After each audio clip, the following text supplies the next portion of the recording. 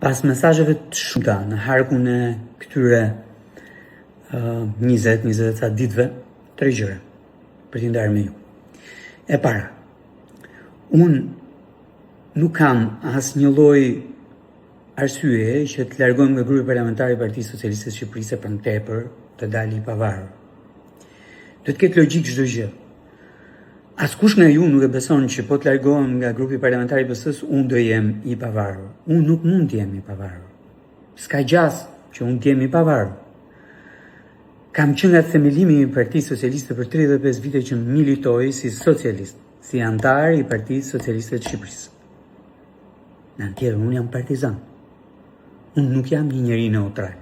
Unë jam një njeri që mbaj qëndrime. Neutraliteti do të ishte elementi kyç i të pavarurit. Kurse, për të vërtetat, unë mbaj qëndrime, nuk i bëj bisht.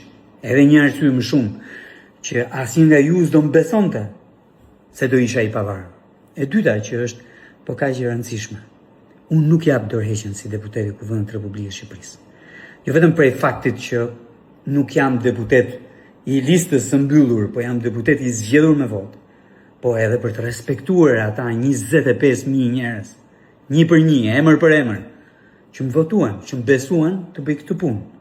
Në qoftë se s'do ta kisha bërë punën e deputetit në harkun e 10 muajve, po, patjetër, do duhet ta kisha dhënë dorëheqjen. Po sot unë nuk di njeri në 105 që nuk e di se kush është deputeti. Madje nuk di njeri në Tiranë që mos ta di që Erion Braçë është deputeti i Tiranës.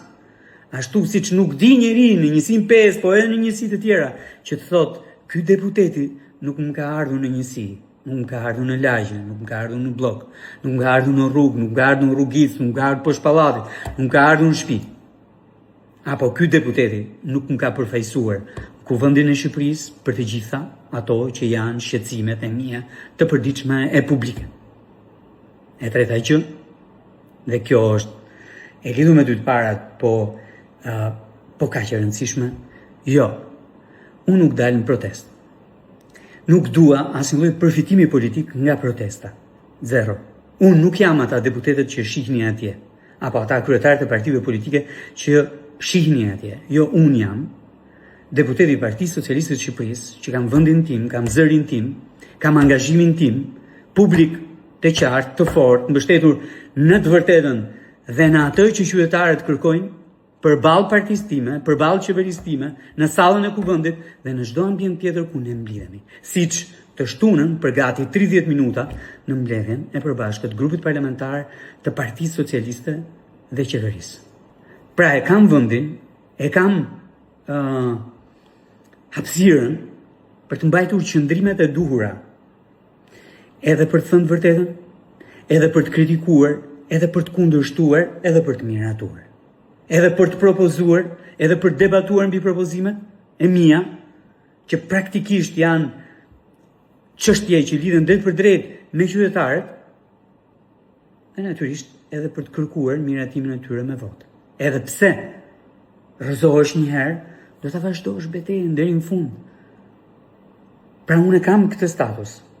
Nuk është nevoja që unë të dal në bulevard për t'i folur qeverisë time. Jo, e bëj atje ku jam. E bëj fort, e bëj qartë.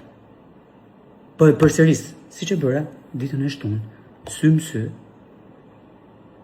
me partinë time dhe me qeverinë time.